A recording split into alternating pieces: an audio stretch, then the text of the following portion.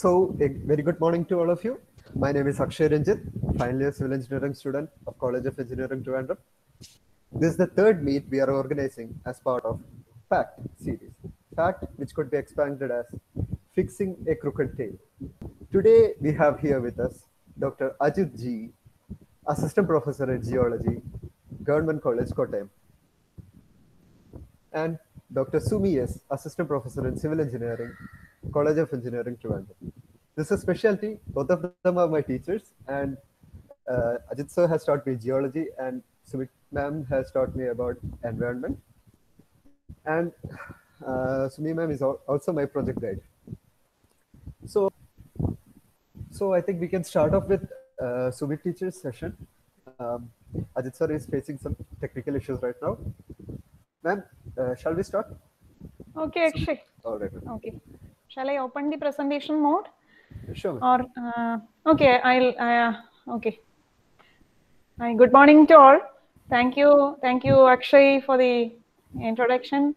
Thank you, Bhumitra Sena, for inviting me for being a part of this fact series. And I'm given a wonderful topic that is being very important or very significant in the recent time. Anyway, let us start. And I am not here to fix a crooked tail, but I should say that I'll be telling you a tale, and you can check whether it is a crooked tail or whether it is to be fixed or not. It is being open to you. Okay. So the topic for the session is understanding the draft EIA notification 2020. What is EIA? I know that many among the audience, to some of them, this term will be quite familiar. The present issues may be quite familiar. To some of them, what EIA means may be known to them. To some of them, the term may be totally new to them. So let me give a brief introduction what EIA means. EIA means it is a tool as per the United Nations Development Program. It is a tool that is developed to identify and to mitigate the various environmental consequences that may happen during the initiation of a project. So it has got several advantages, and that is why it is now largely being adopted in most of the countries, not all of them.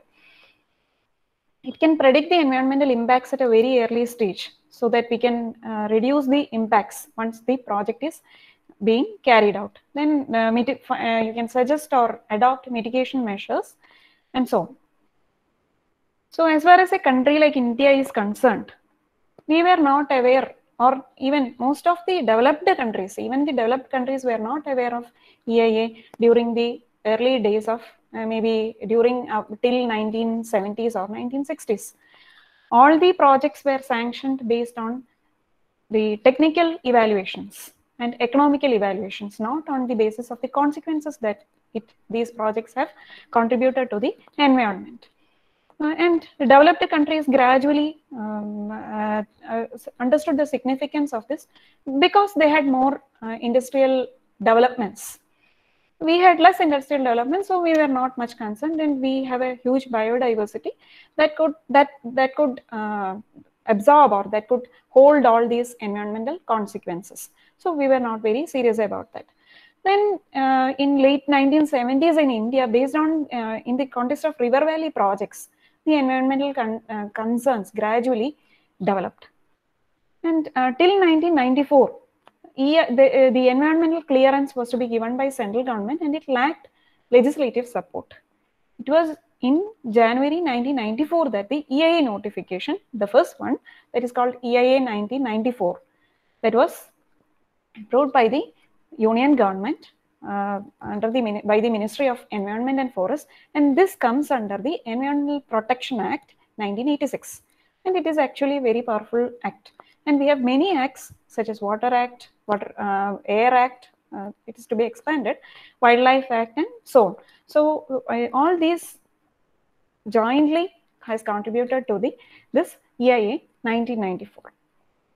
And then after 1994, a major revision came as EIA 2006. And after 2006, several amendments, say more than 39 amendments and 250 office memorandums have come up. And now a draft EIA has been published or in the Gazette by the Ministry of Environment, Forest and Climate Change. See, the name has even changed. Earlier it was MOEF. Now it is MOEFCC. Climate change is also a new term that has come into it. So this draft EIA is being in news all these days. So what is the difference between EIA 2006 and draft EIA 2020? We'll just go through it. There are a lot of differences. I may not be cover all of them, and I may not be good in covering all of them also. I'll point out the basic differences that I have noted after compiling the documents from various sources. So in EIA 2006, there is something called environmental clearance. We'll come to all these definitions. So all the industries that are listed should have something called environmental clearance before it is started. Leave that here. And how will you classify these projects? In EIA 2006 and draft EIA 2020, the projects are classified basically as category A and category B. So the regulations are the actions to be taken.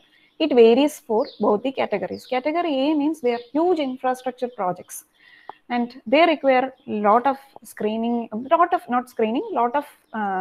environmental regulations to be implemented, and it comes under the permission is to be given by the central ministry from the central government. And category B means it comes under the jurisdiction of the state authority. And inside that itself, there are two categories, B1 and B2. So based on the hierarchy of the intensity of environmental pollutions, category A comes at the top, then B, and in that B, B1 and B2. B2 is the one which we suppose that will impact the environment will provide least impact to the environment.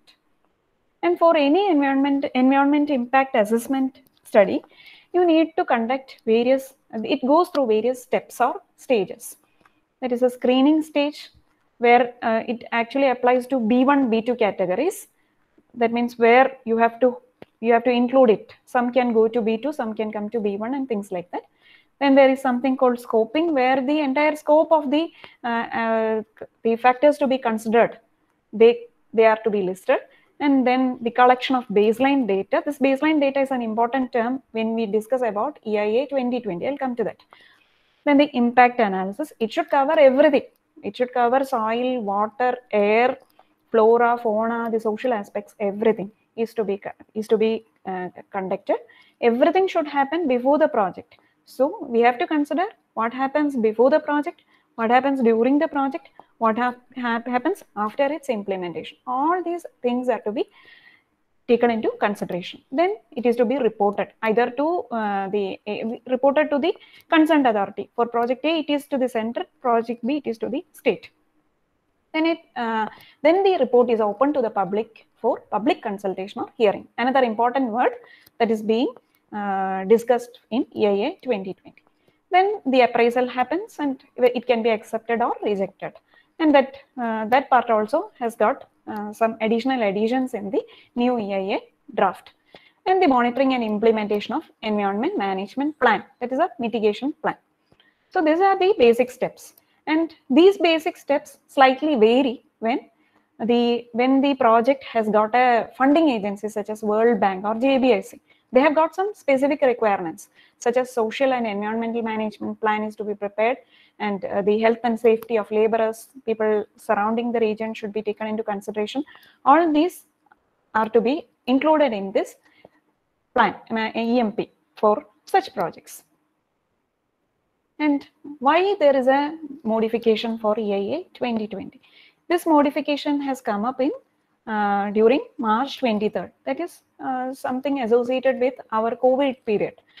And it is said that most of the environmental clearance applications submitted to the government get sanctioned only at a late date. So there are many bureaucratic delays, high consultancy charges. These are the views of the project proponents. That means the people who carry out the project. and they are having some delay. Even the site says that a delay up to 11 months is possible. And so the economy is going down and the viability of the project is getting lesser and is getting lesser significance. So EIA, these are the views of project proponents or the views put forward by those who have revised this EIA 2020. And it is commonly described as a facilitation for the ease of doing business. And how that has happened or how that is defined in EIA 2020. There are certain terms. One is post facto clearance. Suppose a factory has been started without an environmental clearance or with some violations. Actually, it should not start like that as per EIA 2006. But as per draft EIA 2020, those projects which have started without prior environmental clearance or those which have violated, they can apply for clearance after some mitigation measures or something like that, and paying some penalty or by some procedure, there is a possibility of normalizing it. So as in the case of LG Styrene Company, it was functioning without environmental clearance. That is one classic example. So as per EIA 2006, it should be closed down. But as per the new provision, if it is able to mitigate it or do something for that and pay the penalty, it can continue. Then there is a very important term as you discuss about EIA is public consultation. That means for a huge infrastructure project to happen, the community that will be affected or the group that will be affected will be the community staying near the vicinity of such projects. So concerns of local affected people as well as others who are concerned will be given a chance during that period that was described in the steps. That is, EIA goes for public hearing or public consultation. And this public consultation part has been changed for certain projects and the duration has been changed in the new revision of EIA 2020. See, we may not be able to read the entire list, and this is not the entire list also. Many of the projects are excluded from the purview of public hearings and consultations. The major one is those projects which involve strategic considerations. And what comes under strategic consideration is not clearly defined. It requires further explanation.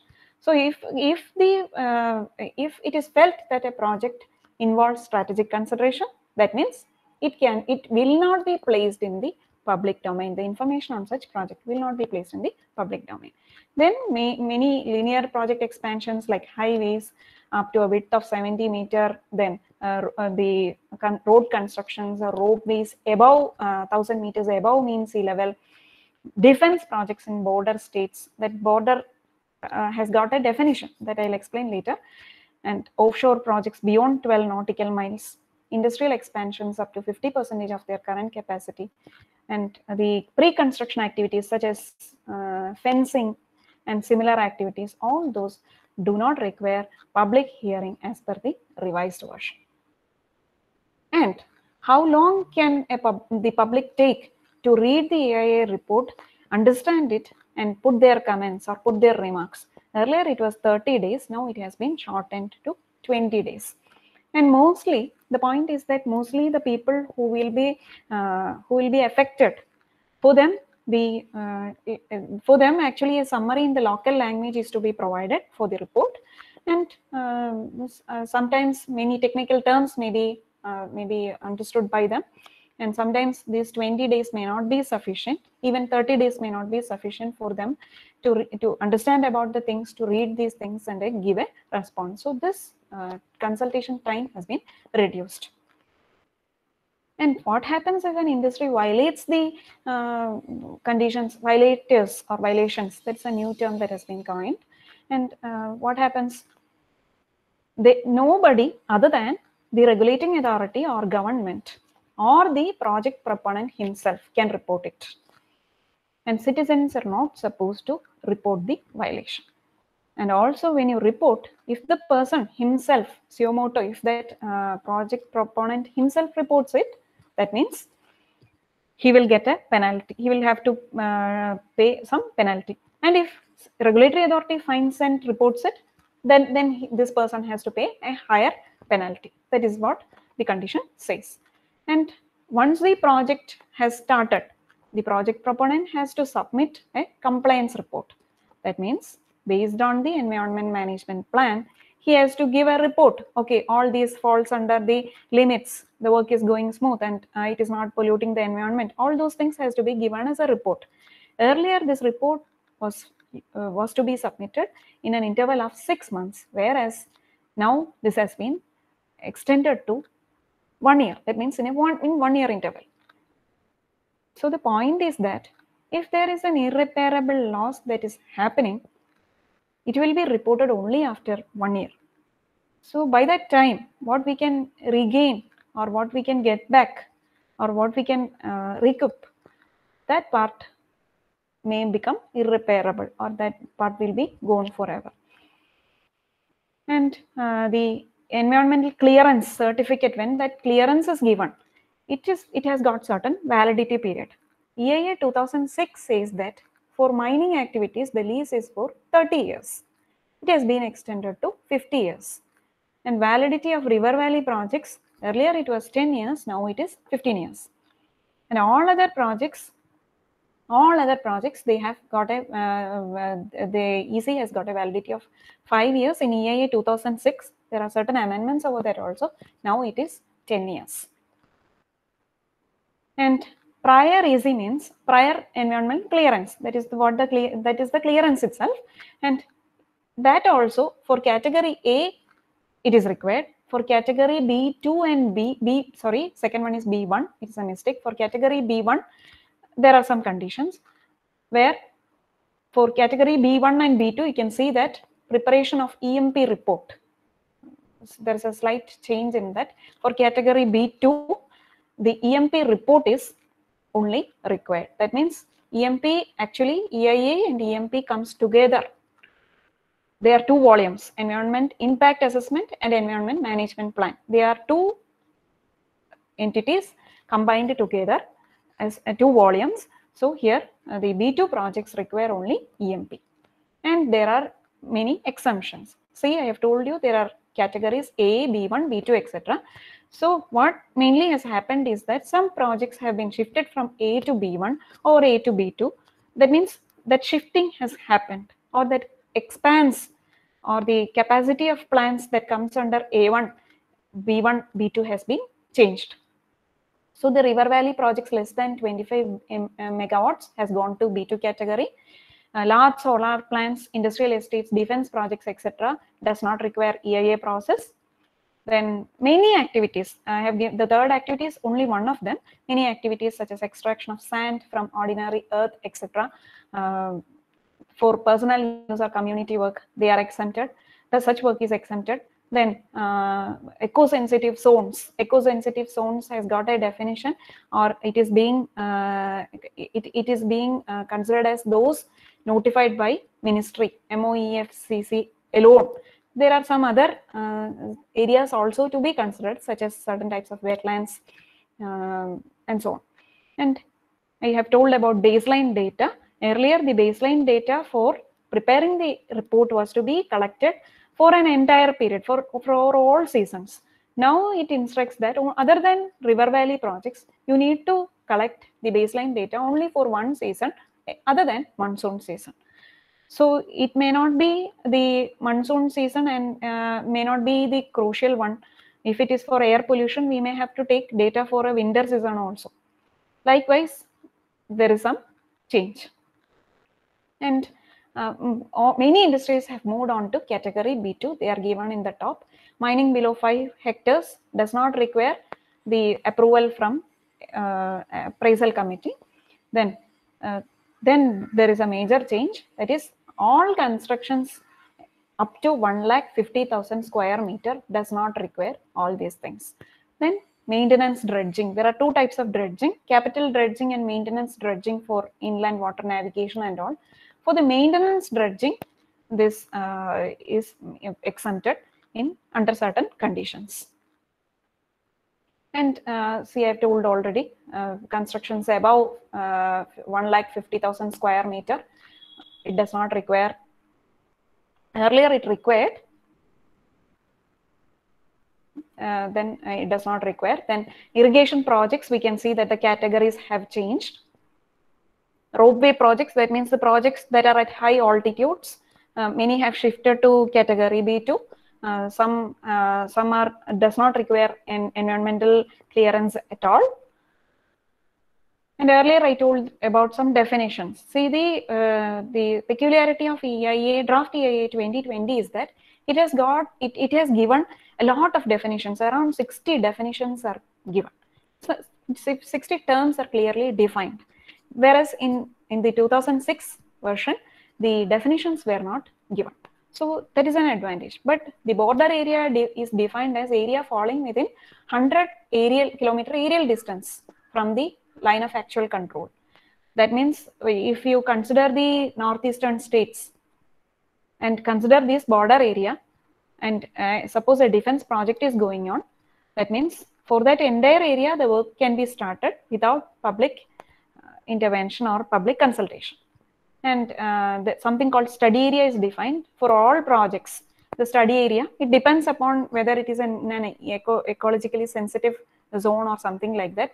Anyway, the maximum limit is 10 kilometers. So if it is a river valley project, it is not up to a distance of 10 kilometers that the environment will be affected. It can be further beyond that. And these are some of the changes. And if you go through this EIA draft, it is available, and you can see that many changes are there. And now it is open to the public. Since March 23rd, it is open to the public, and last date for submitting this our remarks that has been given several dates, and now the last date is 11th August 2020. And after all this, the final EIA report will be prepared after all these public opinions are considered. It goes through the typical procedure for that is being followed by government, and it will be finally coming into effect. Okay, I think I have finished in time. Yes, ma'am. It was perfectly clear. Like the EIA 2020 draft, like some confusions were there, and I think everything's clear right now. And you presented some great insights to the differences between the earlier version and the current new draft. So thanks a lot. I think we can start with Ajit sir's session. Ajit sir will be talking to us about how each one of us can influence global warming directly and different perspectives about it, and how global warming is happening in our backyard or in yours. So the general basic perspective what we have about global warming is that the sun's rays come inside our atmosphere, the temperature rises, sea level rises, and flooding happens, then habitat destruction happens, all of this. So let me start on with the cause of global warming, that is greenhouse effect. By definition, what we have is that the sun rays enters our atmosphere, it reflects off our ground, and it cannot escape, it is trapped. So the thing that is coming inside freely and is not escaping, why? What is happening right now? Okay, essentially what you ask is that it is something like you can go through one side of the doorway, but you cannot come through the other side. Okay, that is true, because actually what is coming inside, I am talking about the dominant wavelets, which is coming inside and which is going out, are the dominant wavelets are in the dominant wavelengths are different. That is why, for example, if you see that if you think about greenhouse effect, actually two laws are controlling it. One is two laws. Both the laws we have studied in our physics long back. One is the Stefan's law, Stefan's-Boltzmann law, which says that the emission, the flux, the energy flux of radiation is proportional to the fourth power of the temperature in Kelvin. So it is, if temperature in Kelvin is T, it is T raised to 4, the flux, which means that for a small rise in temperature, the flux increases exponentially, very high, in very high exponential manner. So the thing is that one, sun is 6,000 K. Earth is, you can calculate 15 degrees, the average temperature. So 15 plus 273, you will get it. Sun is 6,000 K, so there is no comparison. So naturally, the flux would be more in sun. That is one thing. The another thing is that another law which controls is that that maybe that probably answers the question you asked me. But another thing is that, see, when a temperature, it is called Wein's law. When a temperature increases for a body, or when a temperature decreases, either way, temperature increases for a body, what will happen is that the body is forced to increase the rate of emission, right? So what they do is that any body, particularly a black body, what it does is that instead of increasing the rate of the emission of that particular wavelength, it shifts to shorter wavelength. Why it shifts to shorter wavelength when the temperature increases is because shorter wavelengths have more energy. So, for example, if infrared has a longer wavelength than UV radiation. So, sun, of course, if you see the our radiation of the sun, it is centered around 0.4 micrometers, and that comes invisible, 0.4. Okay, and if you take Earth, it is 10 micrometers, which is in infrared. So this is your answer. Earth is cooler, so it will emit radiation in low energy, high wavelengths. Sun is much hotter. 15 degree and 6,000 K is, there are no comparisons. Sun, which is at a higher temperature, emits low wavelength, high energy radiation like UV. Of course, sun emits UV, visible, infrared, X-ray, even a bit of radio waves. But I'm talking about the dominant radiation. The strongest radiation from the sun is in UV. If you take the total number of wavelengths, almost 50% is formed by infrared, but the strongest radiation falls in the UV range. I hope I answered your question. Yes, sir, it was clear. All right, so that's how it happens. Was it clear to all of you? I think it was, sir. It was clear. Yes. So the another thing is that one thing I want to say is that it is controlled by Stefan's law and Wein's law. All right, I understood. The basic law. All right. So another thing was that a few years back, like biofuel, it was a great discovery and everyone was recommending it. But currently, right now, it is not much of a solution. Can you explain about that, sir? See, actually, biofuel is a good concept in the sense that the concept of biofuel is that we cannot, as of now, we cannot totally exclude the use of fossil fuel like petrol or diesel. So what we should do is that the concept was that we should you should produce something which, when mixed with petroleum, you will be able to run your industry or automobile. So because you cannot exclude petroleum or fossil fuels altogether. So this was the concept, and the concept is good, and it's still it stands strong now. The thing was that, and even now a lot of research is going on, like algal biofuel and all. The problem was that there was a time when a lot of biofuel was extracted from maize, sugarcane, plants like Jatropha. And if you take the 90s and all, everybody was after that, and you cannot blame them because actually that is connected to the future of our world. The problem was that, see, the biofuel was produced in that way, and it was mixed with petroleum, and it was giving good result. But the problem was that it is not an isolated case. Like, you cannot take biofuel and petroleum separately.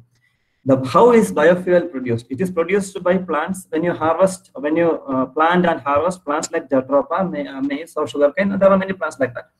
But when they did a cost-benefit analysis, that how much carbon dioxide is produced for irrigation, when these plants are for agriculture, when these plants are the fertilizer for the plant, the irrigation for the plant. When they did all this carbon budgeting, it was found out that it is not of much of an advantage, because when you take the whole of carbon dioxide produced for producing biofuel, including the plants which produce it, for harvesting and for planting, the agriculture of the plants which produce it, there is not much difference, not appreciable difference. So it was costly in terms of the carbon dioxide emission. I'm not talking about the economic cost, but the carbon dioxide emission.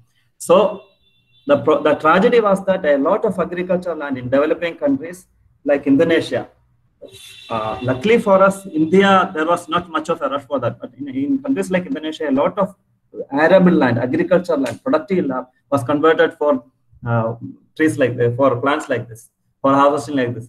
That means all these are developing countries. So naturally, food production is important, but they were converted. And it is not easy to convert, to change the crop and change it back again. It is not as easy as it sounds. So biofuel, it is still, and people are, from what I read, I understand that they are succeeding in extracting fuel, biofuel, the so-called biofuel from algae. It is found to be more economical, but it is not still in the application stage. And let us hope that it succeeds. All right, sir. Let us hope. So another thing was that the food production, actually our population is increasing with a J curve, I suppose. So with that, the food production also has to be met. So even we were switching on to biofuel, we had to make separate land and grow those plants for making it as biofuel. So that was a major issue, I think so. All right, so let us go on with the topic. So another thing was that ozone. Ozone is said to be double-faced. It has two faces. Like it could be beneficial as well as dangerous. How is it, sir? See, you call it Janus-faced in English. There is a usage like that, Janus-faced. It is true. Because, there is something like good cholesterol, bad cholesterol, good touch, bad touch. There is good ozone and bad ozone. Ozone becomes bad when it is in the troposphere. Troposphere, as you know, it is the lowermost part of the atmosphere. That is where we are born, we live, and we die. So that part of the atmosphere, that 15 kilometers from the ground, roughly 15 kilometers from the ground is troposphere. There, it is bad ozone. Any ozone molecule is bad in troposphere. But in stratosphere, the layer about that, the lower part of the stratosphere, you have this ozone layer. You might have heard of it because ozone hole is quite well known. So ozone layer there is good ozone because that ozone layer protects us from very harmful UV radiation, and life would not have been possible in this diversity and in this bountiful nature had ozone not been there. So ozone, UV is carcinogenic, it causes cancer and it messes with our DNA. So ozone in stratosphere, the lower stratosphere, what we call the ozone layer, protects us. That is the good ozone. Ozone in troposphere is a very powerful greenhouse gas. Actually, it is 2,000 times more powerful than a powerful greenhouse gas, carbon dioxide. So for one molecule, if you take molecule to molecule, a molecule of ozone is 2,000 times powerful as a greenhouse gas than carbon dioxide. Luckily for us, ozone, which is produced by industrial and otherwise, like due to some reactions and all, the residence time, the time it stays in our troposphere is not much. It is a few weeks or maybe 1 month or so. Akshay? Like few years troposphere ozone is bad ozone because it is a very powerful greenhouse gas. The only good thing about it is that its residence time, it stays there for a very short while, a few weeks or maybe 1 month. Troposphere in stratosphere as part of ozone layer is essential for life. That's all. So the next thing is that the Great Barrier Reef in Australia, I heard that it is bleaching right now. How does it affect us? Or like miles away from it?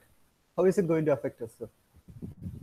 See, in our own backyard, one of the part of the topic which I am supposed to deliver is in our backyard. Right in our backyard, we have Lakshadweep Islands, and Lakshadweep Islands are coral islands, and the Maldives Islands below that is also coral islands. We have a lot of coral growth in our area, in our seas. The thing is that, so it is not confined to coral bleaching is threatening every coral reef in this planet. Great Barrier Reef is that it is the largest coral formation in the world, roughly running around 2,000 kilometers around the eastern part of Australia. So the thing with coral is that coral reefs are tropical or subtropical because it needs warm waters and it needs sunlight. So if you take the contribution of it in the total area of the ocean, it is less than 0.5%. But it supports 25% of the marine species. It supports 33 or 30% of the total fish species. So it is important because, and another thing, as you asked me, had this problem of coral bleaching is confined to Great Barrier Reef, still it is concern for us because we are not isolated. We are just part of a huge network which connects everything in the ecosystem. So any impact anywhere, like a ripple, it is transmitted throughout the ecosystem and it would harm us. See, suppose a lot of greenhouse gases are emitted by a country in Africa or Latin America, whatever it may be. It will, the effect it has will be affecting the whole of the globe or whole of the planet. So what you want to know? You want to know why it is bleaching. Yes, sir, you can tell us about it. Okay, bleaching is not confined to Barrier Reef or Great Barrier Reef. It is a problem faced by a lot of corals, and many seas have lost almost 70% of their coral reefs. Coral reef is important because it forms a very disproportionate effect it has, because even though the area is less than 0.5%, it supports 25% of the marine species. You can understand what is that, and the whole ecosystem. Coral reef ecosystem is evolved in such a way that it needs the live corals for their survival, and they extend from microorganisms to huge mammals. So you cannot say once the coral is bleached, you can go somewhere else and live. It will not live like that because it is adapted to live there. So it will die off. It will set off a chain reaction of extinction, a local extinction, I would say. Why it is bleaching is that people say, or researchers say, that it is one of the main reason is the acidification of the ocean and the warmth of the ocean. Of course, a coral lives in only warm waters, but there is an optimum range, warmth range for it to survive. So our oceans are getting warmed up by almost 0.6%, 0.6 degree per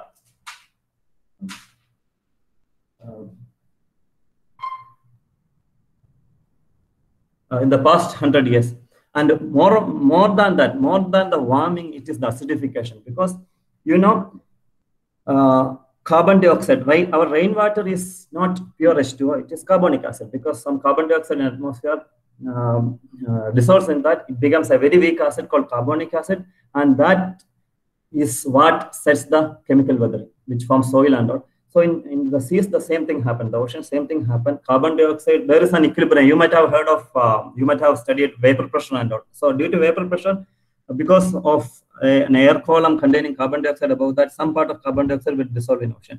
So when the carbon dioxide in the atmosphere, the concentration increases, more carbon dioxide would be forced to dissolve in the ocean to maintain that equilibrium, vapor pressure. So what happens is that when carbon dioxide dissolves in water, it is your soda, it is carbonic acid. So it becomes acidic. So you think about the shelly organisms. Shelly organisms, I don't mean just mussels, oysters and all. There are very microscopic organisms which are shelly. You think about the skeletons of mammals or other organisms which are basically calcium phosphate. You know what will happen when you put a piece of chalk, which is calcium carbonate, in acid. So same thing happened. An acidic environment does not allow the precipitation of calcium carbonate. So the whole ecosystem goes haywire, because you might have heard of food web, food chain and all. So if one thing goes, the predators, the organisms which prey on it or which feeds on it is deprived of their food, and the whole ecosystem collapses. It doesn't matter whether you have a shell or not. Yes, sir. The whole ecosystem will go haywire.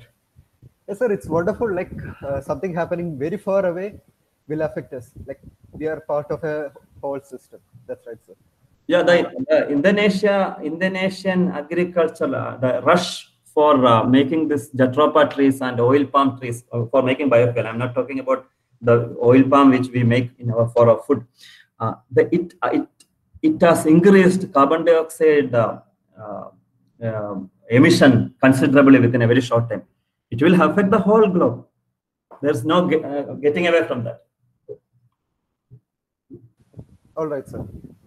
So the next thing is that I have heard that like global warming could affect the soil fertility. In case if it affects, it will affect our food production. So what about that, sir? Yeah, you might have heard that. You might have seen that because all of you might be like 20, 25, 22. See, except for 2018 and 2019, the rainfall we got during our southwest monsoon and northeast monsoon was much below the expected level, That has been happening for almost a decade. In 2018 and then what happened is that we got more than we got rainfall more than we needed. So either way, what we can conclude is that there is something wrong with the climate system. It is off balance, and this is a phenomena which you find throughout the world. I don't know whether you remember in the year last or the year before that, there was snowfall in summer in Washington, D.C. See, that is off season. Please don't be under the impression that people would make snowballs and enjoy it. No, they won't, because crops would be affected, because our crops on which all humanity survives, whether you eat rice or wheat, it depends on season. And in each growing stage of a crop, a season has to be there which suits it. So if you get over rainfall, if you don't get any rainfall, there will be drought, crops fail. If you get more rainfall, your fields, your crops will be submerged and it will decay. Either way, it is harmful for us. So it is affecting, the food production is affecting. That is one aspect of it. The effect of global warming on climate, if you ask me, I will come to that later. Your specific question was about food production, crop production. And another thing is that due to the increasing global temperature, what happens is that for any organism, there's an optimum temperature range in which its efficiency is the maximum. Like maybe we can live in 45-degree temperature, but at 45-degree temperature, we cannot work in our most efficient form. So what happens is that similarly, the soil bacteria, which ultimately is the reason for soil fertility, because it breaks up the organic matter and there is a decaying matter which you call organic matter. And organic matter provides most of the nutrients for a soil. So what will happen is that this soil bacteria also has an optimum temperature range. Earlier, it used to, due to bacterial action, a little bit of carbon dioxide would be produced for each organism, for each bacteria or bacterium, whatever, as its waste product. So now what is happening is that due to increasing temperature range, this is under stress. Its efficiency is affected. So what is happening is that it is releasing more carbon dioxide as waste product because its efficiency is affected. So what happens is that if you take 1 teaspoon or 1 tablespoon of soil, just imagine how many millions and millions of bacteria would be there. And the cumulative effect, the carbon dioxide, the increase on carbon dioxide emitted by a single organism may be very negligible. But when you consider the cumulative effect, it is very high. And you consider that it is happening in soils throughout the world. And there is a limit to which it can be countered by irrigation or some other artificial irrigation methods, even by developing countries. There's a limit to which can you do. Ultimately, your soil has to be fertile. If your soil is not fertile, your crops would fail. And the equation is very straightforward. All right, sir. I understand that, like, even if artificially we try our maximum, it won't be enough. Yeah, the crops fail due to a combination of effect. Like I said, the climate is going haywire. Then soil bacteria's efficiency is decreased. You can go on. The groundwater, the water table in a global scale is decreasing. There are many reasons. I am saying things which are concerned with global warming. Yes, sir. Everything is really interconnected. We cannot remove one part of it. So another thing is that about carbon black, something that came in not so recent, but years back. How is it going to affect us, and what is it? See, carbon black is a huge threat. When you consider its size, like COVID, you can't see, but it is a huge threat. So there is no point. Our missiles are useless, or nuclear weapons are useless against it. So it is similar. Carbon black are very minute particles which are a product of industrial activity. Whether you use coal, petroleum, whatever, diesel, ultimately the extraction, production, and the usage of it results in carbon black. So what happens is that all these finer sediments are transported throughout the world by our global wind system. When I'm talking about wind system, I mean the global wind system, not our local sea breeze and land breeze, our global wind system. So you will get the sediments of Sahara, minute sediments of Sahara in North America, in Antarctica, in Australia. It is not surprising. It happens. The thing is that since the Industrial Revolution, in an exponential rate, carbon black, which is a direct product of industrialization. By industrialization, I mean anything, everything, automobiles, construction, whatever. It is transported and it is deposited in our polar ice caps. Polar ice caps, polar glaciers are important because, so what will happen, I will tell you that, see, in our climate system, the middle part of our Earth, from equator to say 33, 35, 40 degree north and south are supposed to absorb heat. And our latitudes beyond that, in the polar region are supposed to radiate heat. This gives rise to what you call the global heat budget. And this temperature difference is essential because this is which gives rise to what you call the climate. So the climate, climate is determined by the wind system and the ocean current system. Both are a direct product of the heat budget. This temperature, the difference in temperature between polar and the tropical, subtropical part gives rise to wind system. This global wind system is constant, as you know. This constant global wind system gives rise to constant oceanic current system. These two components are very important in determining what we call climate. So what is happening is that now you know very well, all of us know that the global warming results in the melting of polar ice caps and glaciers. So what will happen is that bare ground will be exposed. So the problem is that ice caps are disappearing, it is melting. This carbon black and ice is a very high ice is a material which radiates almost 98% of the sunlight. It is supposed to be so. So when you get deposits of carbon black on it, what happens is that it becomes rough. So instead of a reflecting surface, it becomes an absorbing surface. One thing. So ice is melting. When more heat is absorbed, the melting rate increases. And another thing is that carbon black is black. Black absorbs heat. So again, it is like a catalyst. Again, the rate of melting increases. Fine. So what will happen is that what will happen when the ice melts? The bare ground is exposed. Bare ground absorbs heat.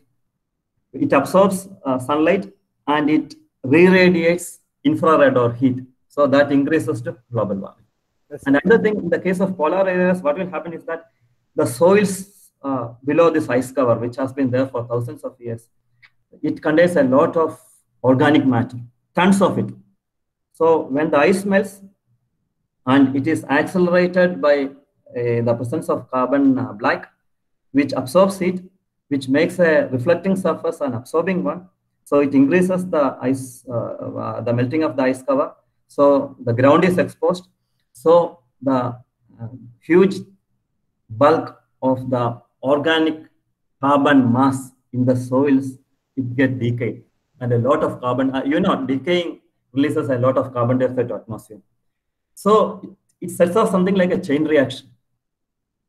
This is, to put it in the most simple manner. It is much more complex than this, but for the want of time, this is the simplest way I can put it. Yes, sir, I understand. So what is happening is that the difference between polar areas, which is supposed to be reflecting, and the subtropical, tropical areas, which are supposed to be absorbing, the temperature difference is very important for producing climate. This difference is decreasing. Polar areas, a little bit exaggeration, I will say that polar areas are resembling more like our tropical or subtropical areas because ice is melting and ground is exposed. So of course, that is the exact reason or one of the main reason or the main reason why the climatic system is going haywire, and it will continue to do so. All right, so it's clear. So another thing is that coming into our basic topic, how each one of us will affect global warming or what's happening in our backyard. So the basic thing what we see around is that when we go for a program or something, like paper pens are really like they're seen everywhere. Okay, is it really green? They say it's green. Is it really green actually, sir? See, this is something which I have thought about. I have given a little bit of thought because there was a time when I used to go a lot of seminar, and even in our CET, when I was in CET, I never missed any tea session of any seminar. So they would give you a file and there would be a ball pen. And for the past few years, instead of the plastic ball pen, it has been replaced by a paper pen with a seed in it. And it looks very attractive. It is, and it is attractive. And because once you throw it, once you use it, you can throw it. Since unlike plastic, paper is biodegradable, so it will degrade and it will go back to nature, and the seed will germinate. So you are contributing because more trees, less carbon dioxide in the atmosphere, right? The logic is good, and it is attractive, and to a level that may be true. But just like biofuel, I don't know. Suppose you take 1 square meter, maybe you have to do a little bit of calculation, and I don't know who will. I wonder who will do it for producing 1 square meter of paper. Suppose we calculate paper is produced from plants. So how many trees need to be cut down? And for cutting down trees, you operate machines which use greenhouse gases by fossil fuels. Then machines which turn it to pulp. That also runs on fossil fuels. Even if it runs on electricity, ultimately it comes to fossil fuel. Then if you are planting trees, if you are harvesting trees for paper, again the fertilizer, again that is a factory product. Then water for irrigation, again for pumping you have to use it. Then once you clear the ground of plants you have cut down for paper production, the ground is exposed.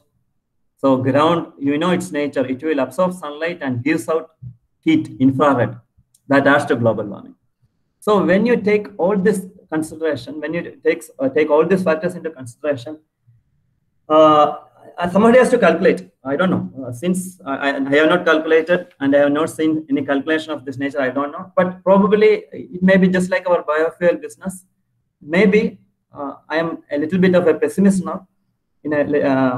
Suppose all that is that what you use, the plastic used for making 1 ball pen, and the paper produced for making 1 ball pen. When you compare, probably there may not be much difference, and I hope I am wrong. All right, sir. Sir, sorry, sir. I hope it is clear enough. Yes, sir, it's clear. The audience. I think so, sir. It was clear, sir. If you listen to you properly. So the thing is that to the normal eye, like we will not look at the like carbon footprint or how much energy is involved to the production of that 1 unit. So that's the thing. So this is what essentially I'm saying. Like biofuel, if you take it in isolation, and when you add to petrol, okay, your petrol consumption is low, but you have to go back from where it all started, right? You have to take the 3D picture. If you take paper pen in isolation, of course, it is biodegradable and it is much cheaper than producing plastic, fine. But you have to start from the first seed. Yes, sir. So, sir, another thing is that like some of our MTech students, like they told us that they got a weird assignment. It was about how my mobile phone and global warming is related. And in CET. yes, sir, in CET. And they told us that when they started looking about it, they got a large number of points about it. Like it's highly related. They started thinking probably. Yes, sir. Maybe. Can you tell us about it? I don't know. It sounds like you said. It sounds like a weird assignment. I wonder who is the teacher who gave it. I think I know the teacher. Okay, so that is true. See, mobile. You just think about mobile, particularly smartphones and all. It is not very energy efficient in the sense that it could be made more energy efficient, and of course, work is going on in that direction. Suppose you just think about a mobile and how many times you charge, how much energy is consumed. It may be negligible for one mobile, but you consider it 365 days of the year, how many times you consume it. Energy is consumed, and you consider all the mobile in a city.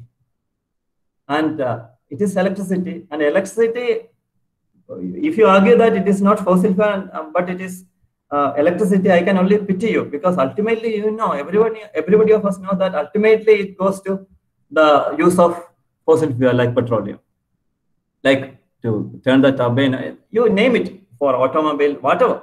So ultimately it goes to global warming. That component of global warming is there. So it is not only mobile phone, and if we cannot survive without mobile phone, that is a fact, and you accept it, and it is true, because there is a lot of advantages for living with mobile phone. But the thing is that what I am saying is that nobody should use mobile phone. One thing you should use it in, one should use. You, when I use you, it is like accusing you. One should use it in an optimum manner, and the second thing is that it should be made more energy efficient, and that research is going on by all companies. Making it energy efficient, and as it becomes more energy efficient, less consumption of electricity would be there. So it appears to be a very small thing, but if you take the cumulative effect, it is significant. Yes, that's right, sir. Yes, that's right. Like even myself, I will charge it every day. So how many times? It's a daily thing, right, sir? So let us go on to the discussions part. Some of the important questions that came in was like how the global warming and the virus outbreaks, then the pest propagation, like the locust in North India. Then one more thing was there. One more thing was related to it. It was, let me see. The climate irregularity. How is it happening, sir? See, all of us are evolved to live with the climate change. Climate change, what I mean by climate change is seasonal change. See, climate is something which is, people are talking about climate change, but climate change is not, it has never been constant, and it will never be. Even if man had not appeared on the earth, climate would change, because climate is something which would change. Climate of 100 years, even if there was no industrial activity, it would have been different today, because climate is something which always changes. So the thing is that when we talk about climate change, actually we mean, what we mean is abrupt, very fast change of climate. And all organisms are evolved with the season, evolved with the landscape, evolved with the change in atmosphere. So any abrupt departure from any of these variables tend to affect the ecosystem. By ecosystem, I mean the organisms, whether it is plant or animal. And you are talking, of course, and there is a balance for nature. See, mosquitoes have been there before us, and we came back, they started preying on that, but there's a balance. Lion is there, antelope is there, there's a balance. That is why antelope is still there and lion is also there. The problem is that once this balance is broken, that is where the problem lies. See, locust has been there, their claim on earth is much stronger than ours, because they were there much before us, being insect. Fine. The thing is that locust has been there, and so many, every year so many locusts, or every season so many locusts eggs would be laid. A good part of it would be eaten, and some part would be hatch, turn to nymphs, and only a small part of it would reach the adulthood. See, by some quirk of season, by some change of season, what happens is that this is how nature sees it. But what happens is that when the climate goes, the equilibrium of climate goes, the climatic system goes off balance. What will happen is that, see, this particular locust problem, I read somewhere that when they were growing up, when the eggs were being hatched and they were slowly growing up, what is happening is that there was some unusual rain in these arid regions or semi-arid regions where they tend to live. So that gave an advantage for more organisms to be hatched and more of this hatched organisms to reach adulthood. So there was an abnormal production of locusts in this particular year. So they are solitary animals, that's what I hear. But when they grow in swarms, when the number increases, they tend to flock together to forming what you call the swarms. And they say that, the experts say that it is directly linked to the off balance of climate, because you got moisture when it was not expected. When the eggs are hatched, all eggs are not meant to be hatched. That is what the nature wants. Nature. And whatever hatched is not, they are not supposed to reach the adulthood. The mortality rate is there, which is a way of the nature to check the balance. But mortality rates become very low this year or the last year, whatever. So when they grew up, they grouped together and this layer and is wreaking havoc, which you read in papers and you see on TV. All right, sir. So it's a very fine and delicate balance, right, sir? It's a very fine and delicate balance. That is the problem, and that is the beauty of that. Yes, sir, that's a beauty. Ma'am, Subhi ma'am, another thing is that that came to your session is that, are there any loopholes in the already existing EIA procedure? Yes, actually, there are loopholes. See, for people, the new term that has been coined in the EIA 2020, that is violation or violators. If there is a violator, he can find out a loophole even when you feel that you have closed all the loopholes. That is why, see, since there are loopholes, all the violations have been happening. Say, in the previous notification, sorry, in the previous EIA 94 as well as in 2006, no definitions are given. So each term, how it can be defined, that was not clear. Then there are some provisions where in cases where you compulsorily require the public consultation, it can be avoided under some clauses. That has also been happening. And in all the cases, actually the EIA is to be submitted at the end, almost on the verge of starting of a project. And also it is said that the clearance process, it takes a long duration, and around only 20% of clearances are allowed in time. And regarding rejection, the rejection rate is very less.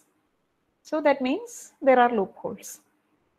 I think that is clear. Yes, sir, that's clear. Ma'am, another thing came in was that, how long will the draft EIA will be valid? How long it will be valid? Okay, it is the typical procedure that should happen to a bill be converting to an act. Now it is for public to give their opinion. It is out for public to give their opinion. So once that date is over, it takes the routine procedure. It goes to it should go to all the public opinion is to be considered, and finally another report will be prepared that goes to the standing committee, to the two houses, and finally when the president signs it, it becomes formal. And in the wake of this COVID period, it may take some lag. All right, ma'am. Ma'am, then there is another thing, like they actually simplified the earlier EIA procedures, right? So does it have to do anything with the current COVID condition and like the revival of the economy Anything else? Okay, somewhere it is. I read that it is due to this pandemic, and since the economy has come down, we have to do something to bring our economy up. Okay. Anyway, what the draft aims is to reduce the lags, bureaucratic delays, so that if I tell you an example, all the micro mini projects or the projects that come under that category, micro mini small industries, if you see, you can see that they have been exempted from all these things, small activities. But the climate change policy of India is based on Gandhian principles. We say that, and most of the principles are valid even now. It is seen with great respect all over the world. But the problem is that whether we need production by mass or production by mass production or production by masses, it has got great difference. Whether the mass production creates too much of pollution or production by masses create too much pollution. That is very important. These small industries, they create small impacts which can be cumulative at the end. So economic progress is actually what is aimed. Even in already the economy has come down, and during the COVID period it has again come down. And what is intended is to relax all these things and bring the economy up. Whether it is at the cost of nature or not, that you have to think judiciously. Okay. All right, ma'am. That's clear. Another thing is that to the Ajit sir session, they asked if like the current inclination of the Earth's axis. So can you hear me, Ajit sir? I can. The current inclination of the Earth's axis. How is it like dependent on the climate change? Like they say it's favoring the global warming and climate change. What do you think about it, sir? I'm not very sure about that because I can. Is that actually there are three factors, which is called Milankovitch cycle. Actually, it is three facts which suppose you ask me why this glacial ages and warm periods or the interglacial ages, they come alternately.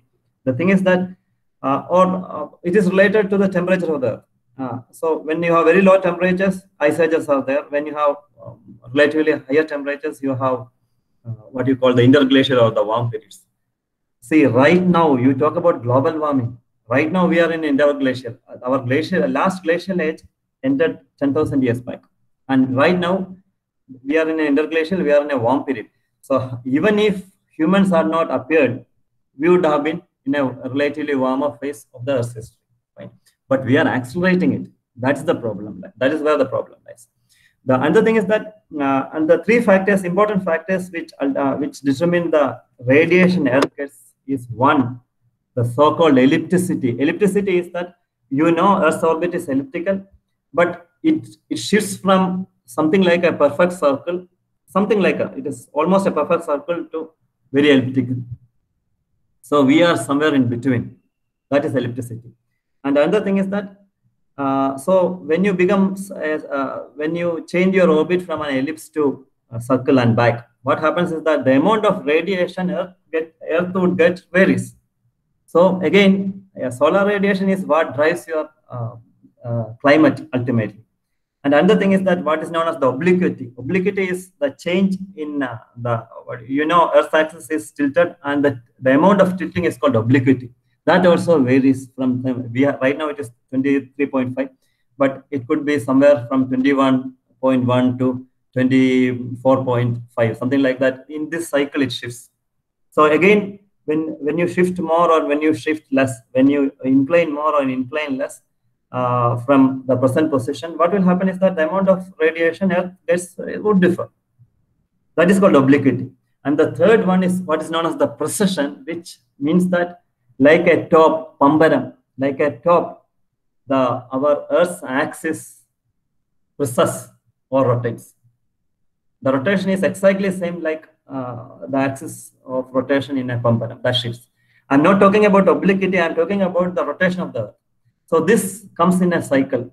The ellipticity from something like a perfect circle to more of an ellipse, that is 100,000 or 1 lakh years. That happens. The rough That all these are average values.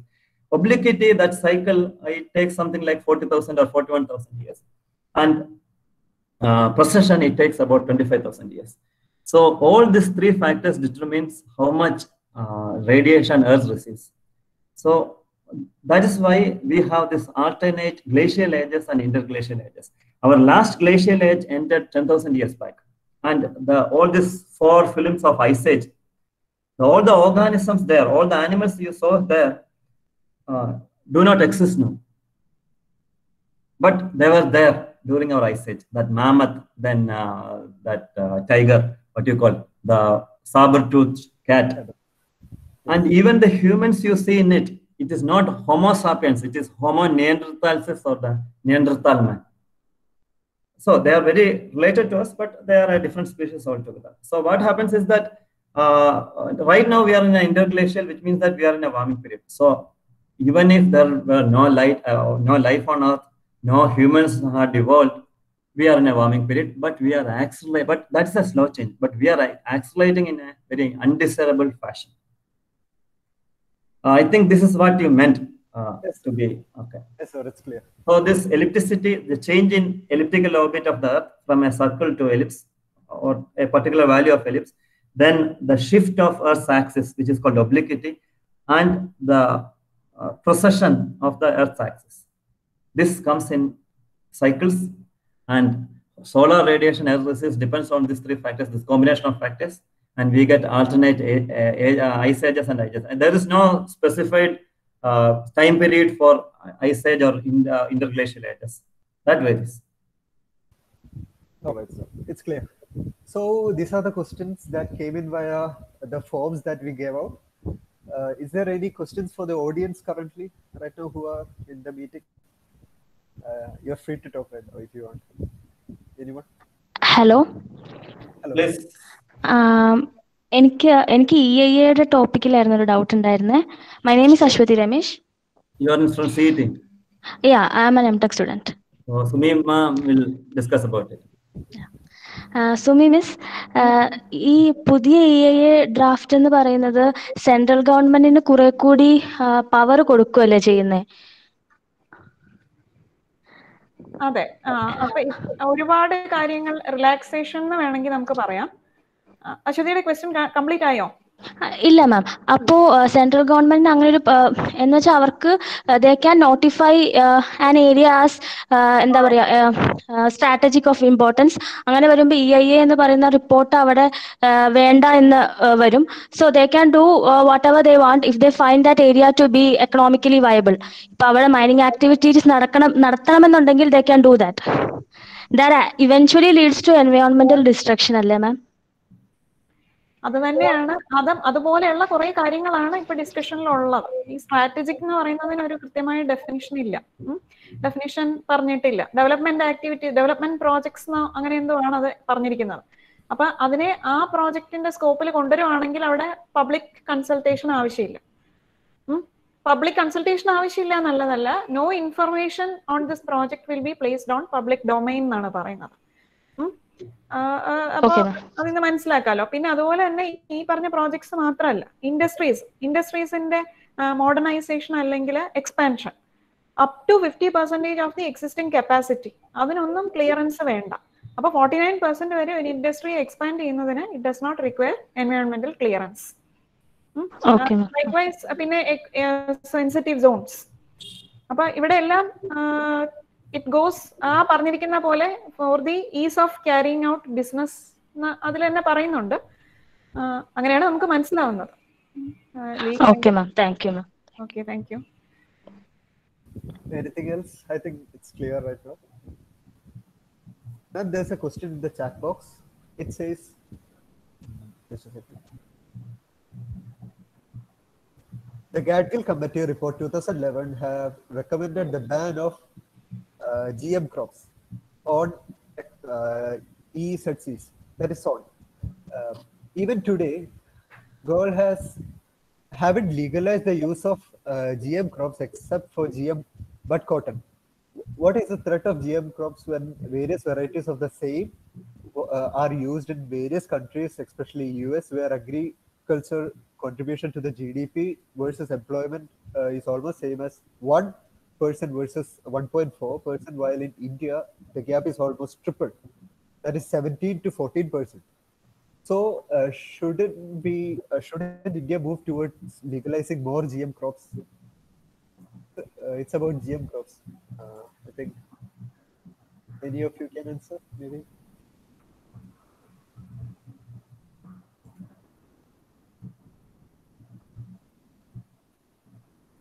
Question ആർക്കാണ്? ആർക്ക് വേണേലും answer ചെയ്യാം. ടീച്ചറിന് വേണേലും അല്ലെങ്കിൽ അജിത് സാറിന് വേണേലും answer ചെയ്യാം.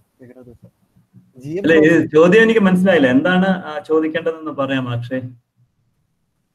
അല്ല, എന്താണ് ചോദ്യം എന്ന് പറയാമോ? GM ക്രോപ്സ് നമ്മുടെ ഇവിടെ ഇന്ത്യയിൽ ലീഗലൈസ് ചെയ്യണോ എന്നാണ് ചോദിക്കുന്നത്.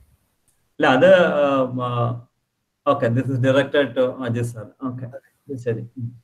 അതെ, ഞാൻ എന്റെ ടോപ്പിക്കുമായിട്ട്, ഞാൻ ഇപ്പം പറഞ്ഞ ടോപ്പിക്കുമായിട്ട് ബന്ധമില്ല എന്ന് എനിക്ക് തോന്നുന്നു. എന്നാലും ഞാൻ പറയാം, എനിക്ക് അറിയാവുന്ന വെച്ചാൽ പറയാം. അതായത് ഈ BT കോട്ടൺ, പിന്നെ ഇതുണ്ടല്ലോ നമ്മുടെ വഴുതനങ്ങ, അതുപോലെ ഈ ഇത് അതെ, അപ്പം അതും ഇതുപോലെ. അപ്പൊ ഇതിന്റെ ഒരു കാര്യം എന്ന് വെച്ചാൽ കോട്ടന്റെ ഏറ്റവും വലിയ പ്രശ്നം ഇപ്പം നമ്മുടെ ഗ്ലോബൽ വാർമിംഗുമായിട്ട് ബന്ധപ്പെട്ട് പറഞ്ഞാൽ, നമ്മൾ ഈ നേരത്തെ ഡോട്ട് പെന്നും പേപ്പർ പെന്നും പറഞ്ഞ പോലെയാണ്. അപ്പം നമ്മുടെ സിന്തറ്റിക് ആണെങ്കിൽ പെട്രോളിയം പ്രൊഡക്റ്റ് ആണ്. കോട്ടൺ യൂസ് ചെയ്താൽ ബയോഡിഗ്രേഡബിൾ ആണ്. അതെല്ലാം ലാഭം, അതെല്ലാം എൻവയോൺമെന്റ് ഫ്രണ്ട്ലി എന്ന് ചോദിച്ചാൽ ഇതുപോലാണ്. കാരണം കോട്ടന്റെ നമ്മൾ അൾട്ടിമേറ്റ്ലി നോക്കി വരുമ്പം കോട്ടൺ പ്ലാന്റ് ഉണ്ടാക്കുന്ന, ഹാർവെസ്റ്റ് ചെയ്യുന്ന അഗ്രികൾച്ചർ, ഫെർട്ടിലൈസർ, ഇതെല്ലാം വരുന്ന കാർബൺ ഡൈ ഓക്സൈഡ് ഇത് നോക്കുമ്പോഴത്തേക്ക്, അല്ലെങ്കിൽ കാർബൺ ഫുട് പ്രിന്റ് എന്ന് പറയുന്ന സാധനം നോക്കുമ്പോഴത്തേക്ക് ചിലപ്പം വലിയ വ്യത്യാസം ഇല്ലെന്നാണ് ചില പഠനങ്ങളൊക്കെ സൂചിപ്പിക്കുന്നത്. അപ്പൊ എന്തോ പ്രശ്നം എന്ന് പറഞ്ഞാല് നമ്മള്, കാരണം എന്തെന്ന് പറഞ്ഞാല് ഈ കോട്ടന്റെ കാര്യത്തിൽ ഏറ്റവും വലിയൊരു പ്രോബ്ലം എന്ന് വെച്ചാൽ കോട്ടൺ ബോൾവേം, ഒരു പെസ്റ്റ് ഉണ്ട്. അപ്പൊ അതിന്റെ പെസ്റ്റിസൈഡും ഫെർട്ടിലൈസറും അത് ഭയങ്കര ത്രട്ടണിങ് ആണ്. അപ്പൊ അതൊരു വലിയ കാര്യമാണ് ഇവന്റെ കോസ്റ്റിന്റെ കാരണം. അപ്പൊ അതുകൊണ്ടാണ് ഈ GM ക്രോപ്സ് കോട്ടൺ, ഇപ്പം അതുപോലെ തന്നെയാണ് വഴുതനങ്ങയുടെ കേസ്, ബ്രിഞ്ചൽ എന്നാണ് തോന്നുന്നു പറയുന്നത്. അപ്പം അത് ഇതിന്റെ ഒരു പ്രശ്നം എന്ന് പറഞ്ഞാല്, ഇത് ആൾക്കാർ എതിർക്കുന്നതിന്റെ ഒരു റീസൺ ഞാൻ മനസ്സിലാക്കുന്നത്, ഞാൻ ആക്ടിവിസ്റ്റ് ഒന്നുമല്ല, ഞാൻ മനസ്സിലാക്കുന്നതെന്ന് പറഞ്ഞാല് അതിന്റെ എഫക്ട് എന്താണെന്ന് നമുക്ക് അറിയത്തില്ല.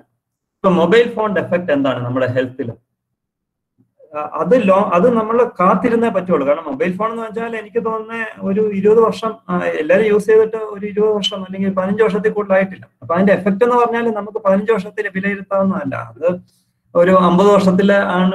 ഇപ്പോഴേ നമുക്ക് ചൂടാവുന്നു എന്നൊക്കെ പറയാന്നല്ലാതെ അതിന്റെ ഒരു സസ്റ്റൈൻഡ് ഹെൽത്തിന്റെ പ്രോബ്ലം നമുക്ക് അറിയണമെങ്കിൽ it takes at least half A century. അപ്പൊ അതുപോലെ ഒരു കേസാണ് ഇത്. നമുക്ക് ഹാർംഫുൾ ആണോ അല്ലയോ എന്ന് ഉള്ളത് നമുക്ക് അറിയത്തില്ല. കാരണം ഇനിയും ഇങ്ങനെ ഉണ്ടാക്കുന്ന ജനറ്റിക് മോഡിഫിക്കേഷൻ കൊണ്ട് ഉണ്ടാക്കുന്നത് കൊണ്ട് നമുക്ക് എന്തെങ്കിലും ഹാം ഉണ്ടോ എന്നൊന്നും നമ്മൾ അറിയത്തില്ല. അപ്പൊ അതുകൊണ്ടായിരിക്കും ആൾക്കാരെ എതിർക്കുന്നതെന്ന് എനിക്ക് തോന്നുന്നു. പിന്നെ അത് നമ്മുടെ ഇവിടെ വേണോ വേണ്ടയോ എന്നുള്ളത് ആൾക്കാർക്ക് ഹാം ആണോ ഹാം അല്ലയോ എന്ന് ആശ്രയിച്ചാണ് ഇരിക്കേണ്ടത്. നമ്മൾ ലാഭമല്ലല്ലോ, ultimately it's person's life.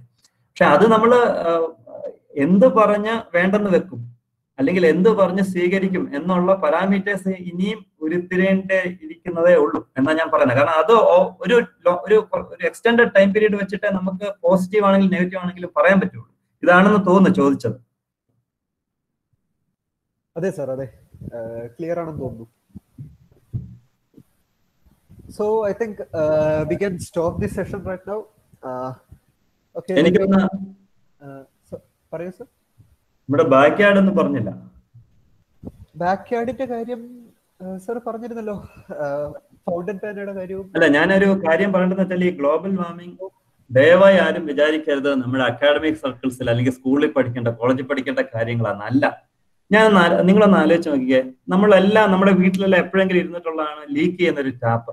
Leak ചെയ്യുന്ന ടാപ്പ് ലീക്ക് ചെയ്താൽ, അതായത് വേസ്റ്റ് ആണത്. കാരണം നമ്മൾ അടച്ചിട്ടും പോകുന്നു, അത് നമുക്ക് ആവശ്യമില്ലായിട്ടും പോകുന്നു, അത് വേസ്റ്റേജ് ആണല്ലോ. അത് വളരെ സിമ്പിൾ അല്ലേ? അങ്ങനെ എത്രയോ ടാപ്പുകളാണ് ലോകത്ത്, ഇന്ത്യയില്, കേരളത്തില്, തിരുവനന്തപുരത്ത്. അപ്പം അത്രയും കൂടുതൽ വാട്ടർ പമ്പ് ചെയ്യേണ്ടി വരും കൺസംഷന്, ശരിയല്ലേ? അപ്പൊ ഇപ്പം ലീക്ക് ചെയ്യുന്ന ടാപ്പ് ഒരാളുടെ തന്നെ 1 വർഷം ആലോചിച്ചാൽ മതി, അത്രയും നാള് ലീക്കുമെങ്കിൽ. അപ്പം ഞാൻ പറയുന്നത് ഒരു സിംഗിൾ ഇതില് അത് ചെറുതായിരിക്കും, പക്ഷെ ഭയങ്കര ക്യുമുലേറ്റീവ് എഫക്റ്റ് ആണ്. ഇപ്പം കൂടുതൽ വാട്ടർ പമ്പ് ചെയ്യേണ്ടി വരും, അതും ഫോസിൽ ഫ്യൂവലിലോട്ട് പോകും. ഇപ്പം നമ്മള് ഒരു സിവിൽ ക്യാൻറ്റീനിൽ നിന്ന് ഇലക്ട്രിക്കലിലോട്ട് പോകുന്നത് നമ്മൾ ബൈക്കോ കാറോ എടുക്കണോ എന്നുള്ളത് വലിയൊരു വ്യത്യാസം വരുന്നതാണ്. കാര്യം എന്തെന്ന് പറഞ്ഞാല് എത്ര പ്രാവശ്യം നമ്മളത് ചെയ്യും, ഓരോരുത്തരും ചെയ്യും, എത്ര വർഷമായിട്ട് ചെയ്യുന്നു. അപ്പം കാരണം അത്രയും ഫോസിൽ ഫ്യൂവൽ കുറച്ചേ യൂസ് ചെയ്യത്തുള്ളൂ. ഇപ്പൊ ഞാൻ പോയിട്ടില്ല എന്ന് വെച്ചാൽ ഞാൻ പോയിട്ടുണ്ട്, പക്ഷെ എപ്പോഴും പോകാറില്ല. അപ്പം ഇതിന്റെ ഒരു കാര്യം എന്ന് പറഞ്ഞാൽ നമ്മുടെ ജീവിതത്തിൽ എന്ത് ചെയ്താലും ഗ്ലോബൽ വാർമിങ്ങിന്റെ ഒരു കമ്പണന്റ് ഉണ്ട്. ഗ്ലോബൽ വാർമിങ്ങിനെ അഫക്ട് ചെയ്യും. അത് വളരെ സിമ്പിളാണ്. അതാണ് ഞാൻ പറഞ്ഞത്. ഇപ്പൊ പൈപ്പിന്റെ കേസ് പറഞ്ഞു. ഇപ്പം നമ്മൾ ഫുഡ് കളയുന്നു, പലരും ചെയ്യുന്നതാണ്. പ്രത്യേകിച്ച് ന്യൂ ജൻ എന്ന് പറയുന്നത് നിങ്ങൾ പലരും ഞാൻ കണ്ടിട്ടുണ്ട്. എല്ലാവരും അങ്ങനെയാണെന്ന് പറയുന്നില്ല, നിങ്ങളൊന്നും അങ്ങനെ അല്ലായിരിക്കും. പക്ഷെ ഈ ഫുഡ് കളയുമ്പം നമുക്ക് ആവശ്യമില്ലാത്തതാണല്ലോ കളയാൻ. ആവശ്യമുള്ളത് നമ്മൾ എടുത്തുകൊണ്ടാണ് കളയേണ്ടി വരുന്നത്. അപ്പം കൂടുതൽ ഫുഡ് പ്രൊഡ്യൂസ് ചെയ്യേണ്ടി വരും. കൂടുതൽ ഫുഡ് പ്രൊഡ്യൂസ് ചെയ്യുന്നത് ഇറിഗേഷൻ ആണെങ്കിലും ഫെർട്ടിലൈസർ ആണെങ്കിലും ട്രാൻസ്പോർട്ടേഷൻ ആണെങ്കിലും എല്ലാം ultimately it comes to fossil fuel. അപ്പം മോർ കാർബൺ ഡൈ ഓക്സൈഡ്. ഒരു എന്ത് ചെയ്താലും ഗ്ലോബൽ വാർമിംഗ് ആയിട്ട് നമ്മുടെ ബന്ധമുണ്ട്. നമ്മൾ നല്ലത് ചെയ്താലും ചീത്ത ചെയ്താലും. അതാണ് അതിന്റെ ഒരു കാര്യം. ഇപ്പം ഡോട്ട് പെന്നിന് പകരം സിവിലിലെ മോഹൻദാസ് സാറ് എനിക്ക് വലിയൊരു പാഠം പറഞ്ഞായിരുന്നോ എന്ന് അറിയാതെ പറഞ്ഞൊരു കാര്യമുണ്ട്. സാറ് ഫൗണ്ടൻ പെന്നിലോട്ട് ഷിഫ്റ്റ് ചെയ്തു. ഞാൻ ചോദിച്ചപ്പോൾ പറഞ്ഞു, നമ്മുടെ ഇപ്പോഴെന്താ ചെയ്യുന്നതെന്ന് വെച്ചാൽ ഡോട്ട് പെൻ അല്ലെങ്കിൽ ബോൾ പെൻ എന്ന് വെച്ചാൽ യൂസ് ആൻഡ് ത്രോ ആണ്. Once use and throw. അപ്പൊ എന്തുമാത്രം പ്ലാസ്റ്റിക് ആണ്. അപ്പം അത് നമ്മൾ യൂസ് ചെയ്യാത്തതുകൊണ്ട് കൂടുതൽ പ്ലാസ്റ്റിക് പ്രൊഡ്യൂസ് ചെയ്യണം. പ്ലാസ്റ്റിക് എന്ന് വെച്ചാൽ പെട്രോളിയം പ്രോഡക്റ്റ് ആണ്. പ്ലാസ്റ്റിക് ഉണ്ടാക്കുന്നത് ഇതുപോലെ ഫോസിൽ ഫ്യൂവലിലോട്ട് അവസാനം പോകും. Ball pen, fountain pen plastic ആണ്, പക്ഷെ അത് നമ്മൾ വീണ്ടും വീണ്ടും യൂസ് ചെയ്യും, റീഫിൽ ചെയ്ത്. അതൊരു പാഠമല്ലേ? അപ്പൊ അങ്ങനെ നോക്കുവാണെങ്കിൽ സാറ് എൻവയോൺമെന്റിലോട്ടൊന്നും തൊടാതാണ് പറഞ്ഞത്. പക്ഷെ അതിലും വലിയ എൻവയോൺമെന്റൽ പാഠങ്ങൾ നമുക്കൊന്നും കിട്ടാനില്ല. കാരണം നമ്മള് ജീവിതത്തിൽ സാറിന് ചെയ്തുകൊണ്ടിരിക്കുന്ന കാര്യമാണ്. അത്ര സാറിനായിട്ട് നമ്മൾ ശ്രദ്ധിക്കത്ത് പോലുമില്ല. ശരിയല്ലേ? കാരണം ഒരു പ്രാവശ്യം ഡോട്ട് പെൻ യൂസ് ചെയ്യുന്നു, ബോൾ പെൻ യൂസ് ചെയ്യുന്നു, കളയുന്നു. അപ്പം ബയോഡിഗ്രേഡബിലിറ്റിയുടെ പ്രശ്നമുണ്ട്, കൂടുതൽ പ്ലാസ്റ്റിക് ഉണ്ടാക്കണമെന്ന് പ്രശ്നമുണ്ട്. അപ്പം ഫോസിൽ ഫ്യൂവൽ പോകുന്നത് പ്രശ്നമുണ്ട്. ഉണ്ടാക്കാൻ വേണം, ട്രാൻസ്പോർട്ടേഷൻ ചെയ്യാൻ വേണം, ഫാക്ടറിയിൽ വേണം, എല്ലാം വേണം. എത്രമാത്രം വെള്ളമുണ്ട്, അതും പമ്പ് ചെയ്യാൻ വീണ്ടും ഫോസിൽ ഫ്യൂവലിലോട്ട് വരും. അപ്പൊ ഇങ്ങനെ വരുമ്പോഴത്തേക്ക് അതൊക്കെയാണ് പാഠങ്ങൾ. അപ്പൊ മോഹൻദാസ് സാറിനോട് എനിക്ക് എന്നും നന്ദി കാണും. കാരണം സാറ് എൻവയോൺമെന്റ് പറയാതെ ഇത് പറഞ്ഞു തന്നിട്ടുണ്ട്. ഞാൻ കണ്ടപ്പോൾ ഞാൻ ചോദിച്ചപ്പോഴാണ് പറഞ്ഞത്, അയ്യോ ഇതെന്തിനാ മുഴുവൻ പ്ലാസ്റ്റിക് ഒക്കെ നമ്മൾ എല്ലാ പ്രാവശ്യം കളയേണ്ടത്, ഇത് നമ്മുടെ വേസ്റ്റേജ് അല്ലേ എന്ന് പറയുന്നത് സാർ എന്നൊരു പാഠമാണ്. മോഹൻദാസ് സാർ എന്ന് പറഞ്ഞാൽ സിവിലിലെ ഹൈഡ്രോളിക്സിലെ മോഹൻദാസ് സാർ. അപ്പൊ നമ്മൾ എന്ത് ചെയ്താലും ഡയറക്റ്റ് ആയിട്ട് ഗ്ലോബൽ വാർമിംഗായിട്ട് ബന്ധമുണ്ട്, whether you like it or not. അത് എന്റെ ആവശ്യമല്ല, എന്റെ അജണ്ടയല്ല. ഞാൻ ഗ്ലോബലുമായിട്ട് ബന്ധമില്ല. ഞാൻ ഫുഡ് വേസ്റ്റ് ചെയ്തിട്ടുണ്ട്, പക്ഷെ കഴിയുന്നത്ര ചെയ്യാതെ നോക്കും, അത്രേ ഉള്ളൂ. അതെ സർ, ഒരു ചെറിയൊരു തുള്ളി വെള്ളമാണെങ്കിലും അതൊരു വലിയ സമുദ്രം. സമുദ്രം അത് തന്നെയല്ല ഞാൻ ഇപ്പം പറഞ്ഞ. ബൈക്ക് നമ്മുടെ ഇലക്ട്രിക്കൽ അതിൽ പോകണമെങ്കിൽ നടന്നു പോയാൽ പോലെ. കാരണം കുറച്ച് പെട്രോൾ കൺസ്യൂം ചെയ്യുന്നത് നമ്മൾ വിചാരിക്കും, പക്ഷെ നമ്മൾ പലരും ഇങ്ങനെ ചെയ്യുമ്പോഴത്തേക്ക് ദാറ്റ് ബിക്കംസ് സിഗ്നിഫിക്കന്റ്. കാരണം ലോകത്ത് എല്ലാവരും ഇങ്ങനെ ചെയ്യുമല്ലോ. ഓക്കെ, ഞാൻ പറഞ്ഞ കാര്യങ്ങള് ഞാൻ പല പ്രാവശ്യം തെറ്റിച്ചിട്ടുള്ളതാണ്. ഞാൻ അങ്ങനെ ഒരു ഹോളിയർ ദാൻ ദൗ ആയിട്ട് പറയുന്നതല്ല, പക്ഷെ ചെയ്യേണ്ടതാണ്. അതെ സർ. അപ്പോ വന്നിരുന്ന എല്ലാ പാർട്ടിസിപ്പൻസിനും ഇഫക്റ്റീവ് ആയി. അക്ഷയ് ഒരു കാര്യം അതിനിടയ്ക്ക് പറഞ്ഞിട്ട് ഞാനൊന്ന് ഒരു കാര്യം പറഞ്ഞോട്ടെ. Okay. I have A humble request. എല്ലാവരും ഒന്ന് ആ EIA വായിച്ചിട്ടില്ലെങ്കിൽ EIA draft it is A document of 83 pages. അത് ഡൗൺലോഡബിൾ ആണ്, വായിച്ചു നോക്കണം. ഇപ്പൊ ഈ പറഞ്ഞതിനെക്കാട്ടിലും ഒരുപാട് കാര്യങ്ങൾ അതിനകത്ത് പറയുന്നുണ്ട്. പിന്നെ സാറ് പറഞ്ഞതിന്റെ കൂടെ ഞാനൊന്ന് ഈ കോണ്ടെക്സ്റ്റിൽ ജസ്റ്റ് ഒരു കാര്യം ആഡ് ചെയ്യാണ്. അതായത് there are 2 types of discipline. ഒരെണ്ണം സെൽഫ് ഡിസിപ്ലിനും ഒരെണ്ണം ഇമ്പോസ്ഡ് ഡിസിപ്ലിനും. ഇപ്പോ ഇമ്പോസ്ഡ് സെൽഫ് ഡിസിപ്ലിൻ ഇല്ലാത്ത സ്ഥലത്താണ് ആ ഇമ്പോസ്ഡ് ഡിസിപ്ലിൻ വരേണ്ടത്. In case of environment also it is like that. അപ്പൊ നമുക്ക് കുറെ കാര്യങ്ങൾ നമുക്ക് നമ്മുടെ സാറ് പറഞ്ഞതുപോലെ നമ്മുടെ കുറെ ആക്ടിവിറ്റീസ് കൊണ്ടും അങ്ങനെയും ഒക്കെ നമുക്ക് സസ്റ്റൈനബിൾ ലെവലിലേക്ക് നമുക്ക് വരാൻ പറ്റും. ആൻഡ് അത് വരാത്ത സ്ഥലങ്ങളിലും അങ്ങനെ ഒരു അവയർനെസ് ഇല്ലാത്തടത്തും അങ്ങനെ ചെയ്യുന്നതിനോട് ഒരു എന്താ പറയാ എന്തെങ്കിലും വിമുഖതയുള്ള സ്ഥലത്തുമാണ് ഈ റെഗുലേഷൻസ് ഒക്കെ സ്ട്രിക്റ്റ് ആക്കുകയും ഒക്കെ വേണ്ടത്. സോ വലിയ വലിയ പ്രോജക്ട്സിനകത്ത് നമുക്ക് ഒന്നും കൈകടത്താൻ പറ്റിയില്ലെങ്കിൽ പോലും ചെറിയ കാര്യങ്ങളിൽ we can do many things. അതായിരിക്കണം നമ്മുടെ ഈ ഒരു സെഷൻ കേട്ടതിൽ നിന്ന് ഉൾക്കൊണ്ടുകൊണ്ട് പോകേണ്ട ഒരു കാര്യം എന്ന് എനിക്ക് തോന്നുന്നു. ആൻഡ് സ്ലൈഡ്സിനകത്ത് ഒരു കൺസ്ട്രക്ഷൻ പ്രോജക്ട്സിന്റെ ലിമിറ്റ് പറഞ്ഞതിനകത്ത് അങ്ങോട്ടും ഇങ്ങോട്ടും മാറിപ്പോയിട്ടുണ്ടായിരുന്നു. Please note that it was a mistake from my part. Okay, thank you Akshay. ഇതില് ഞാൻ അക്ഷയ് ഉൾപ്പെടെ എൻ്റെ സുമി മിസ്സിന്റെ സ്റ്റുഡൻസ് ആണ്, ഒത്തിരി സ്റ്റുഡൻസ് ഉണ്ട്. ഒരു കാര്യം ഞാൻ അവരെ അപ്രീഷിയേറ്റ് ചെയ്യുന്നു, അവരിതുപോലെ എൻവയോൺമെന്റിനെ പറ്റി ആലോചിക്കാതെ ചെയ്യുന്നതായിരിക്കാം, പക്ഷെ ഞാൻ ശ്രദ്ധിച്ചിട്ടുണ്ട് ക്ലാസ്സിൽ അവർ ഒരു പേപ്പർ ഒരു പേജിൽ തന്നെ 2 കോളമായിട്ട് നോട്ടൊക്കെ എഴുതും. അത് ശരിക്കും നല്ലതാണ്. കാരണം നേരത്തെ പറഞ്ഞ പോലെ ഇപ്പം അതേ മാറ്റർ 2 പേജിലായിട്ട് എഴുതിയിരുന്നെങ്കിൽ more paper, more trees, more പിന്നെ എന്താ water, more electricity, more fossil fuel. അത് എന്താ തന്നെയാണ്. So you kindly keep it up this habit. നിങ്ങൾക്ക് ക്യാപ്സ്യൂളായിട്ട് കിട്ടാനായിരിക്കാം, എന്തായാലും അത് നല്ലൊരു പ്രാക്ടീസ് തന്നെയാണ്. So, as part of Bhumitra Sena CET, I would like to thank each and every one of you that with your interest, you came forward to know about the topic. That's really great. And to Ajit sir and Dr. Sumi, yes, ma'am, it's really grateful that you could provide us like great insights to the topic. That was really great, sir, and to you, ma'am. And our staff coordinator, Dr. Biju Longinos, and all the members and the executive committee of the Bhumitra Sena CET, I thank all of you who made this event possible. So I think we can wind up. Let's meet you all next Sunday with a new cricket team. Thank you. Thank you very much for giving me an opportunity. And our HOD, Dr. Mini Soman, I think she is here.